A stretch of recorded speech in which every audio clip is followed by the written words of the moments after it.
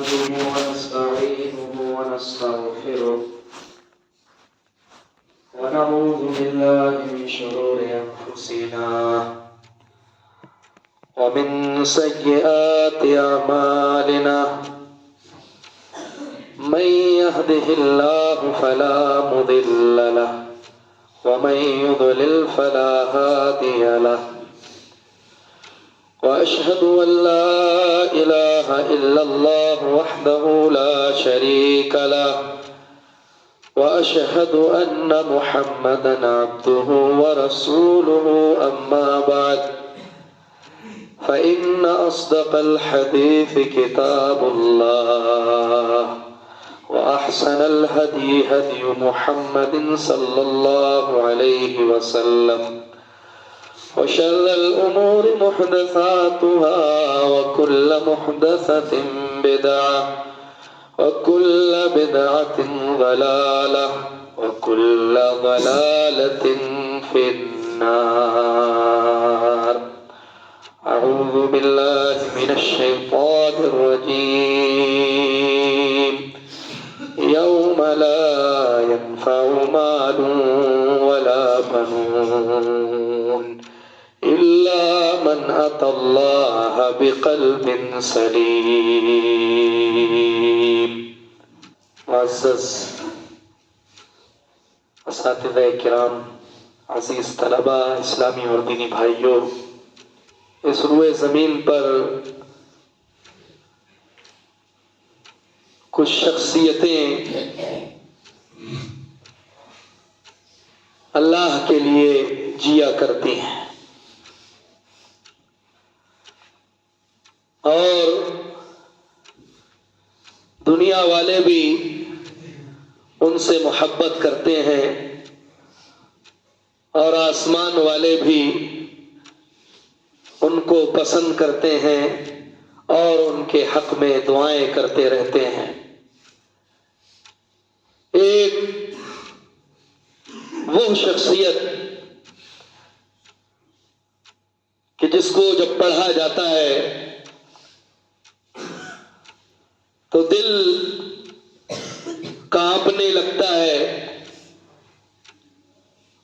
آنکھیں اشکبار ہو جاتی ہیں اور کہا جاتا ہے کہ اس روئے زمین پر ایمان کے پہاڑ بھی آئے تھے اور وہ ہم سے چلے گئے، لیکن اپنا ذکر خیر چھوڑتے گئے. انہی شخصیتوں میں سے ایک شخصیت ابو عبیدہ بن جراح رضی اللہ عنہ کی ہے. ابو عبیدہ، ان کا نام عامر بن عبداللہ بن جراح بن ہلال بن فہر ہے.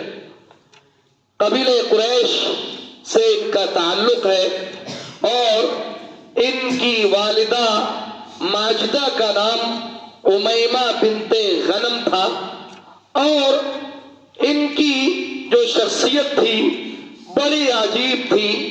جسمانی طور پر امام ذہبی رحمہ اللہ نے بیان کیا ہے کہ کانا ابو عبیدہ بن الجراح رجلا نحیفا، کمزور آدمی تھے، جسم لحیم و شحیم نہیں تھا. اس کے بعد کہتے ہیں محروق الوجہ، چہرہ دمکتا ہوا تھا. مراد یہ کہ ان کو بہت زیادہ پسینہ آتا تھا، چہرے پر ان کے پسینہ بہت زیادہ رہتا تھا. خفیف اللحیہ، ہلکی ہلکی داڑھی تھی.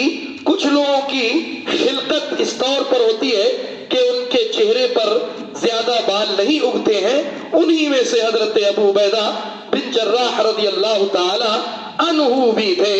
کانا یصبغ رأسہ ولحیتہ بالحنہ، یہ اپنے سر کے بالوں کو اور اپنی داڑھی کے بالوں کو مہندی سے رنگتے تھے.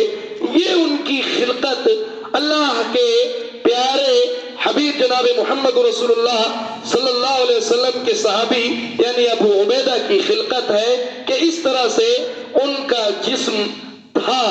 اور اس کے بعد چلتا ہوں اختصار کے ساتھ کہ یہ ان لوگوں میں سے تھے جنہوں نے اس روئے زمین پر اللہ کے نبی جناب محمد رسول اللہ صلی اللہ علیہ وسلم کے اوپر جو ایمان لائے تھے ان میں سے یہ اوائل میں سے ہیں، یعنی پہلے لوگوں میں سے ہیں، اور اللہ کے نبی اکرم صلی اللہ علیہ وسلم نے ان پر صرف پہلی مرتبہ اسلام پیش کیا اور چند احکامات اور شریعتوں کا تذکرہ ان کے سامنے کیا تو یہ فوراً اسلام لے کر کے آ گئے۔ بہرکیف ابو عبیدہ بن جراح رضی اللہ عنہ یہ ان صحابہ کرام میں سے ہیں جنہوں نے تمام غزوات، تمام جنگوں میں اللہ کے نبی اکرم صلی اللہ علیہ وسلم کے ساتھ شرکت کی ہے، چاہے جنگ بدر ہو، جنگ احد ہو، جنگ خندق ہو، جنگ حنین ہو، جنگ تبوک ہو، جنگ اوطاس ہو، جتنے بھی غزوات ہیں انہوں نے اللہ کے نبی اکرم صلی اللہ علیہ وسلم کے ساتھ شرکت کی ہے۔ جنگ بدر میں ان کے کارنامے کا تذکرہ خود قرآن نے کیا ہے۔ ابو عبیدہ بن جراح رضی اللہ تعالیٰ عنہ جب اسلام کو قبول کر لیتے ہیں، اسلام لانے کے بعد ان کا ایمان اتنا مضبوط، مستحکم، پختہ ہے کہ سارے کے سارے صحابہ ابو عبیدہ کی شخصیت پر رشک کرتے تھے، اور جنگ بدر میں ان کے والد عبداللہ بن جراح جو مشرک تھے، جنگ بدر میں جب کفار کا اور مسلمانوں کا سامنا ہوتا ہے تو ابو عبیدہ اپنے والد گرامی سے بچ رہے تھے کہ کہیں ایسا نہ ہو کہ میں اپنے باپ کو قتل کر دوں، لیکن جب دیکھا کہ بہت زیادہ ان کے آمنے سامنے آ رہے ہیں تو ابو عبیدہ بن جراح رضی اللہ تعالیٰ عنہ نے ایک تلوار کا وار کیا اور اپنے باپ کو قتل کر ڈالا۔ چونکہ اسلام کا مسئلہ ہے، ایمان کا مسئلہ ہے، یہ وہ شخص ہیں کہ جنہوں نے اسلام کی خاطر اپنے والد کو بھی نہیں چھوڑا، چونکہ وہ مشرک تھے، اور یہ سب سے بڑی جنگ تھی۔ اللہ نے اسی طرف قرآن مقدس میں ایک آیت نازل فرمائی، لا تجد قوما یؤمنون باللہ والیوم الآخر یوادون من حاد اللہ ورسولہ، کہ ایسے لوگوں کو جو اللہ پر ایمان رکھتے ہیں، جو آخرت کے دن پر ایمان رکھتے ہیں، تم نہیں پاؤ گے کہ وہ ایسے لوگوں سے محبت کرتے ہو جو اللہ اور اس کے رسول کی مخالفت کرتے ہیں، وَلَوْ كَانُوا آبَاءَهُمْ، گرچہ وہ ان کے باپ ہی کیوں نہ ہو۔ اور ابو عبیدہ بن جراح نے ویسا ہی کیا جنگ بدر میں۔ آگے چلیے، جنگ احد ایک عظیم جنگ ہے۔ آپ جانتے ہیں کہ اس جنگ میں مسلمانوں کو آزمایا گیا تھا۔ اللہ رب العالمین نے خود امام رحمت جناب محمد رسول اللہ صلی اللہ علیہ وسلم کو آزمائش میں مبتلا کیا۔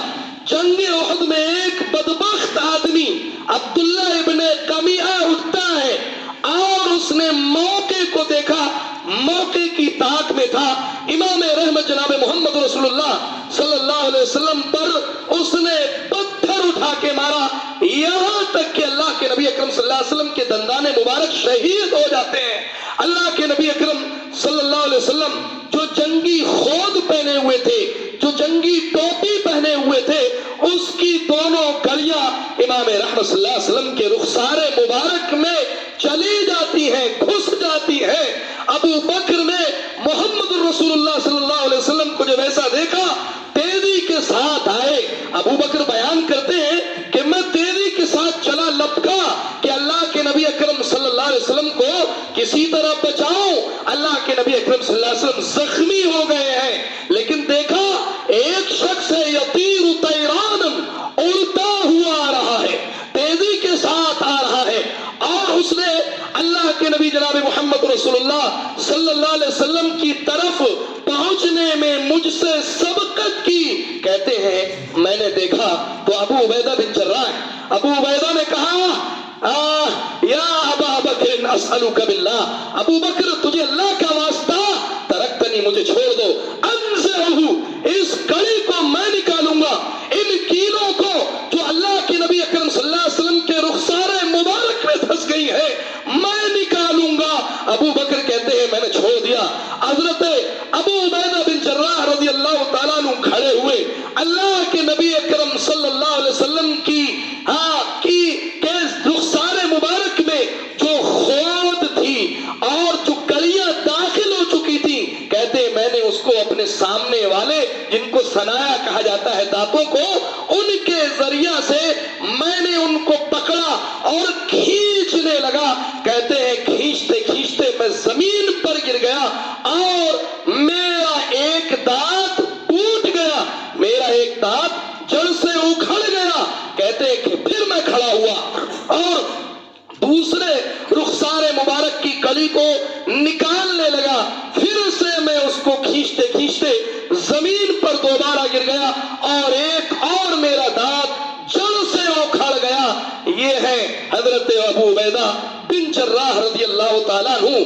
کہتے ہیں صحابہ کرام نے ان کے حسن کے بارے میں بیان کیا ہے، کہتے ہیں اللہ کی قسم جب ابو عبیدہ بن جراح کے دانت اکھڑ گئے تو ان سے زیادہ خوبصورت کوئی دکھتا ہی نہیں تھا، کیونکہ انہوں نے اللہ کے نبی جناب محمد رسول اللہ صلی اللہ علیہ وسلم کے رخسار مبارک کو صحیح کرنے کی خاطر اور ان کیلوں کو نکالنے کی خاطر اپنے دانتوں کو شہید کر دیا۔ یہ ابو عبیدہ بن جراح ہے، اور یہ وہی صحابی ہیں کہ جن کے بارے میں اللہ کے نبی اکرم صلی اللہ علیہ وسلم نے ایک مجلس میں جنت کی بشارت کی تھی، فرمایا تھا ابو بکر فی الجنہ، عمر فی الجنہ، عثمان فی الجنہ، علی فی الجنہ، طلحہ فی الجنہ، عبد الرحمن بن عوف فی الجنہ، سعد بن ابی وقاص فی الجنہ، سعید بن زید فی الجنہ، ابو عبیدہ بن الجراح فی الجنہ۔ ایک ہی مجلس میں اللہ کے نبی اکرم صلی اللہ علیہ وسلم نے ان لوگوں کو دنیا ہی میں جنت کی بشارت دی تھی۔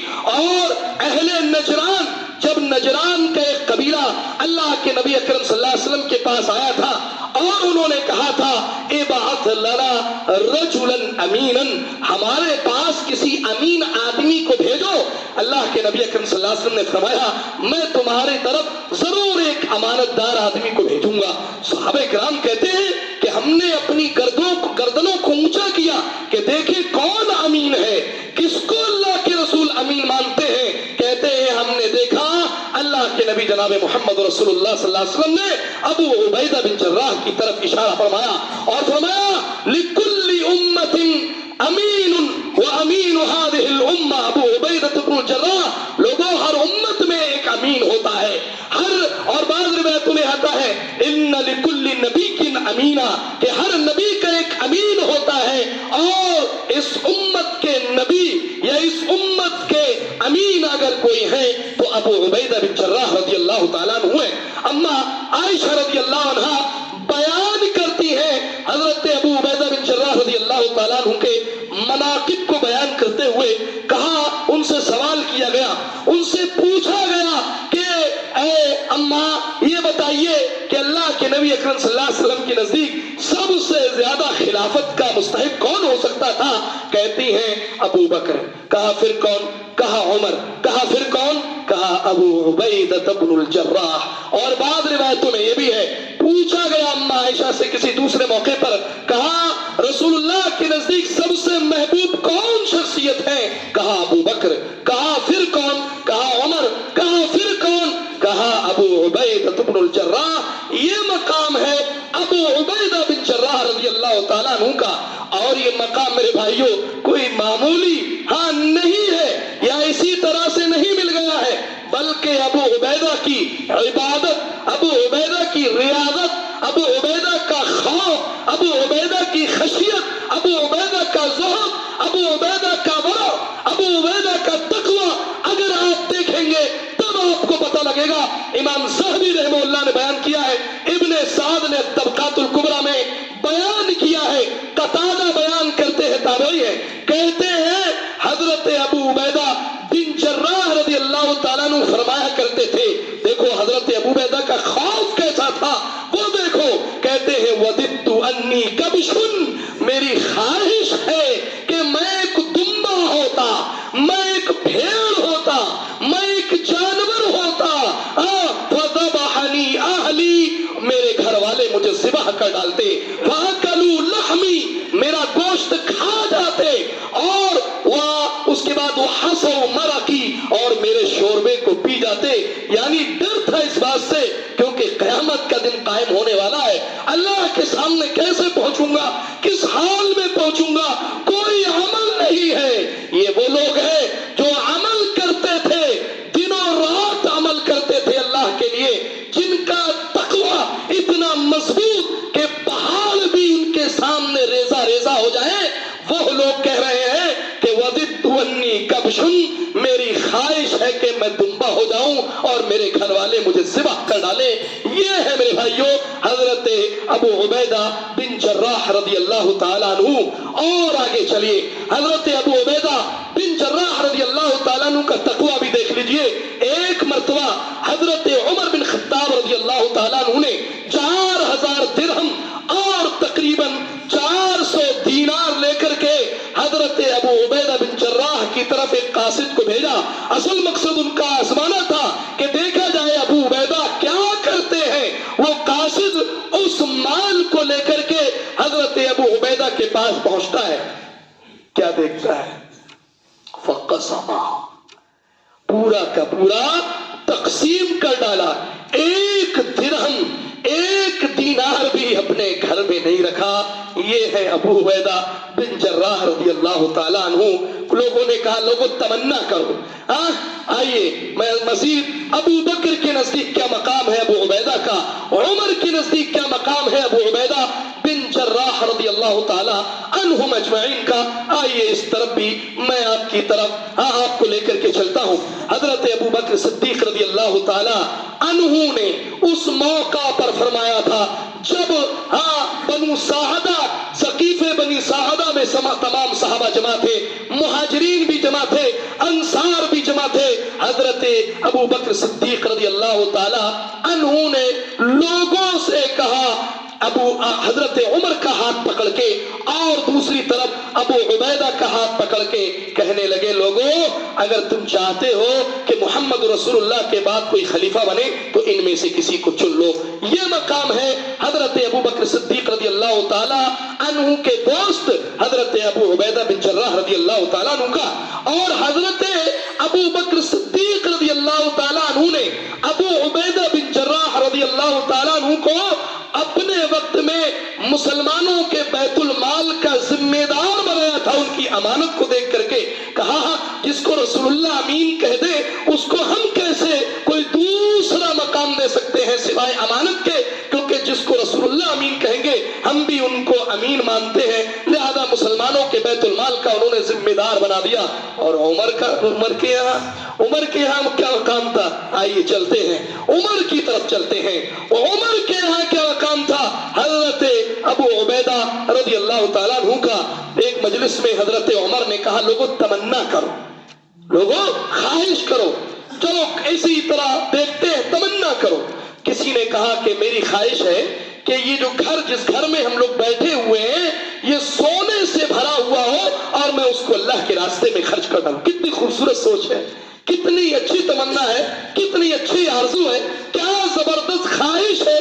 ایک آدمی نے کہا میری خواہش تو یہ ہے کہ میرے پاس موتی بھر کے ہو، اسی طرح لال و گوہر ہو، اسی طرح قیمتی پتھر ہو، ہیرے ہو، موتی ہو، جواہرات ہو، اور میں ان کو سب کو اللہ کے راستے میں خرچ کر ڈالوں گا۔ حضرت عمر کی باری آتی ہے۔ عمر نے کہا لوگوں میں کچھ تمنا نہیں کرتا، میں مال کی تمنا نہیں کرتا ہوں، میری تمنا ہے کہ اس گھر میں ابو عبیدہ جیسے لوگ بھرے ہوئے ہوں۔ اللہ اکبر۔ کہا میری تمنا ہے، میری خواہش ہے کہ یہ گھر ابو عبیدہ بن جراح جیسی شخصیتوں سے بھرا ہو کہ جن جیسا امانتدار، جن جیسا تقوی والا، جن جیسا اللہ سے ڈرنے والا اگر موجود ہو تو روئے زمین پر اللہ کا کبھی عذاب نازل نہ ہو۔ یہ ہے ابو عبیدہ بن جراح رضی اللہ تعالیٰ عنہ۔ آپ کو علم ہونا چاہیے میرے بھائیوں حضرت عمر رضی اللہ تعالیٰ عنہ ان سے کتنی محبت کیا کرتے تھے۔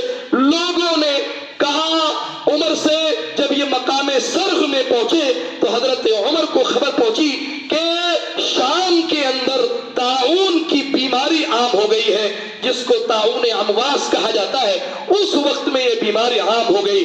حضرت عمر بن خطاب رضی اللہ تعالیٰ عنہ نے ایک خط لکھ کر کے بھیجا ابو عبیدہ بن جراح رضی اللہ تعالیٰ عنہ کی طرف. کہا ابو عبیدہ وہاں سے نکل کر کے مدینہ واپس آ جاؤ. کہا اس زمین کو چھوڑ دو. اور حضرت ابو عبیدہ سمجھ گئے کہ حضرت عمر کیا چاہتے ہیں. حضرت ابو عبیدہ بن جراح رضی اللہ تعالیٰ عنہ جانتے تھے کہ عمر کی خواہش یہ ہے کہ میں ان کے ساتھ رہوں, میں ان کے پاس رہوں. لیکن کہتے ہیں مجھے اللہ کے نبی اکرم صلی اللہ علیہ وسلم کی حدیث یاد تھی کہ جس حدیث میں اللہ کے نبی اکرم صلی اللہ علیہ وسلم نے فرمایا کہ جب طاعون کی بیماری کسی شہر میں پھیل جائے تو جو شہر والے ہیں وہ اس شہر سے کسی دوسرے شہر میں نہ جائیں, اور اسی طرح جو دوسرے شہر والے ہیں وہ اس شہر میں جس میں بیماری عام ہے اس میں داخل نہ ہو. یہ حدیث انہوں نے سن رکھی تھی اللہ کے نبی جناب محمد رسول اللہ صلی اللہ علیہ وسلم سے. کہتے ہیں میں نے عمر کی طرف یہ خط بھیجا لکھ کر کے, اے عمر میرے لیے کافی ہے کہ میں انہی لوگوں کے بیچ میں رہوں. اے عمر میں تمہارے مقصد کو سمجھتا ہوں. کسی نے پوچھا عمر آپ ایسا کیوں لکھ رہے ہیں؟ کہا لوگوں ایک بات یاد رکھ لینا, ان ادرکنی اجرنی, اگر مجھے میری موت پا لے میں مر جاؤں تو یاد رکھنا میرے بعد خلیفہ ابو عبیدہ کو بنانا.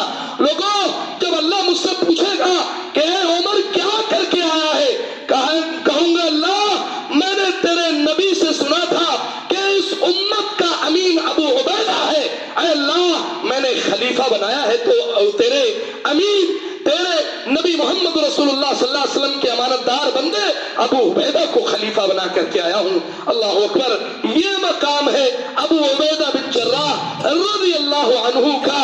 اور میرے بھائیوں یہ مقام کیسے ملا ہے انہیں, آئیے چند چیزیں اس کے تعلق سے بھی ذکر کرتا چلتا ہوں. ابو عبیدہ یہ وہ شخصیت ہے جو رسول اکرم جناب محمد رسول اللہ صلی اللہ علیہ وسلم کی کسی حدیث کو سنتے فوراً اس پر عمل. اللہ کی قسم کبھی انہوں نے پوری اٹھائیے تاریخ, اٹھائیے طبقات الکبریٰ ابن سعد کی, اٹھائیے سیر اعلام النبلاء امام ذہبی کی, اور بعض جن لوگوں نے کتابیں لکھی ہیں سب نے اسی بات کو ثابت کیا ہے کہ ابو عبیدہ یہ وہ آدمی ہے کہ جس سے رسول اللہ بے حد محبت کرتے تھے. ابو عبیدہ یہ وہ آدمی ہے کہ جس کو ابو بکر اپنے قریب رکھتے تھے. ابو عبیدہ وہ آدمی ہے جس کو عمر بن خطاب رضی اللہ تعالیٰ عنہ اس قدر محبوب رکھتے تھے کہ جب ان کو خلافت سونپی گئی, جب وہ خلیفہ ہوتے ہیں تو انہوں نے حضرت خالد بن ولید رضی اللہ تعالیٰ عنہ کو معزول کر دیا اور حضرت ابو عبیدہ بن جراح رضی اللہ تعالیٰ عنہ کو امیر بنایا. فتح دمشق آپ جانتے ہیں, دمشق کی فتح کے موقع پر کہ دمشق کی طرف جب حضرت عمر رضی اللہ تعالیٰ عنہ نے لشکر بھیجا تھا, شام کی طرف جب لشکر بھیجا تھا تو اس کا امیر حضرت ابو عبیدہ بن جراح رضی اللہ تعالیٰ عنہ کو بنا کر کے بھیجا تھا. یہ پہنچتے ہیں, خالد بن ولید کھڑے ہو گئے, لوگوں ولی علیکم امین هذه الامہ, حضرت ابو عبیدہ کی تعریف کرنے لگے. لوگوں تم پر اس امت کا امین ذمہ دار ہو گیا ہے. میرے بھائیو اتنا سنا, ابو عبیدہ کو دیکھو, نہ تعلی ہے, نہ کبر ہے, نہ تکبر ہے, نہ غرور ہے, نہ گھمنڈ ہے. کیا کہتے ہیں, بلند آواز سے کہا اے خالد میں نے اپنے پیارے نبی جناب محمد رسول اللہ صلی اللہ علیہ وسلم سے سنا ہے ان خالدا لسیف من سیوف اللہ, خالد اللہ کی تلواروں میں سے ایک تلوار ہے. اللہ اکبر. سامنے والے نے تعریف کی, نہیں خاموش رہے بلکہ ان کی بھی دل کو خوش کر دیا اور ان کی بھی تعریف کر دی. اللہ کے نبی جناب محمد رسول اللہ صلی اللہ علیہ وسلم کا یہ پیارا محبوب ساتھی اور اللہ کا پیارا بندہ آخر کار اسی بیماری میں سن 18 ہجری میں عمر رضی اللہ تعالیٰ عنہ کے دور خلافت میں وفات پا جاتا ہے. خبر مدینہ میں پہنچتی ہے, معاذ بن جبل کھڑے ہوئے, ایھا الناس, اے لوگوں سنو, آج ایک ایسا آدمی دنیا سے چلا گیا ہے, آج ایسا آدمی رخصت ہو گیا ہے, آج دنیا سے ایسا آدمی چلا گیا ہے. لوگوں اقل حقدن, بہت کم لوگ اس سے حسد کرتے تھے. ابر صدرن, جو دل کا بڑا صاف آدمی تھا, ہر آدمی اس سے محبت کرتا تھا.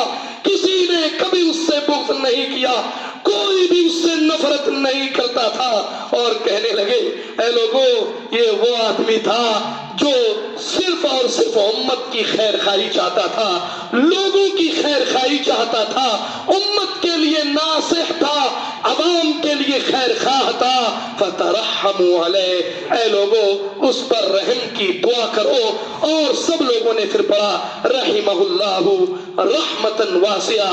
عمر بن خطاب رضی اللہ تعالی عنہ کی آنکھوں میں آنسو جاری ہیں، سر جھکائے ہوئے ہیں، کہنے لگے لوگوں اس امت کا ایک وہ آدمی دنیا سے چلا گیا ہے جو ایمان کا بہار تھا، لوگوں یہ وہ آدمی ہے کہ جس سے محمد رسول اللہ محبت کیا کرتے تھے، لوگوں یہ وہ آدمی ہے کہ زمین والے تو زمین والے، آسمان کے فرشتے بھی اس کے لیے دعائیں کیا کرتے تھے۔ میرے بھائیوں اس قسم کے لوگ بھی دنیا میں آئے ہیں، یہ ہیں ابو عبیدہ بن جراح رضی اللہ عنہ۔ جتنے بھی غزوات کیے سب میں جیتتے رہے، لیکن موت دیکھو کہاں مقدر ہے، چارپائی پہ جب یہ طاعون کی بیماری میں مبتلا ہے، اپنے جسم کو دیکھ رہے ہیں، آنکھوں سے آنسو جاری ہے ابو عبیدہ کے، اور کہتے ہیں اللہ، کبھی آسمان کی طرف دیکھتے ہیں، کبھی اپنے جسم کو دیکھتے ہیں، پھر آسمان کو دیکھتے ہیں، پھر اپنے ہاتھوں کو دیکھتے ہیں کہ اللہ ان ہاتھوں سے کافروں کو مارا ہے، اے اللہ لیکن مجھے افسوس ہے کہ اللہ میں تیری راہ میں قربانی پیش نہیں کر سکا۔